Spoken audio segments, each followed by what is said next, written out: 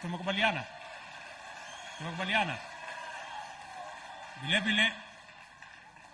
vile tumekubaliana ya kwamba mambo ya uchaguzi situlimaliza.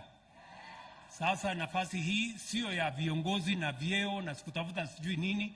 Nafasi tuko nayo sasa ni ya kazi, ya kupanga maendeleo, ndio hawa vijana wapate ajira, kina mama wafanye biashara, na kila mtu apate riziki katika Kenya ambayo sisi wote we are stakeholders. Tuko pamoja jameni?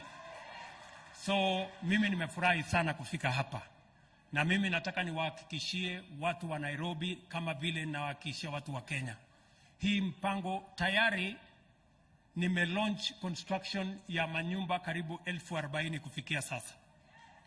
Nitarudi hapa Makongeni hivi karibuni kulonja another 20,000 units. Nitarudi Lang'ata hii. Mumesikia tuko na mpango ya hapa Lang'ata. Na mimi nataka niwaulize viongozi wote wenzangu. Na mimi simkozoi kiongozi yoyote. Mimi nasema nataka niwaulize viongozi wote. Tuelewane, tushirikiane, tusifuate mambo ya porojo na propaganda. Tuhakikisha kwamba wananchi wanasonga mbele pamoja. Kabisa. Nafikiri tuko pamoja. So mimi sitaki kusema kuzidi hapo. Nataka niwaambie ndugu zangu MC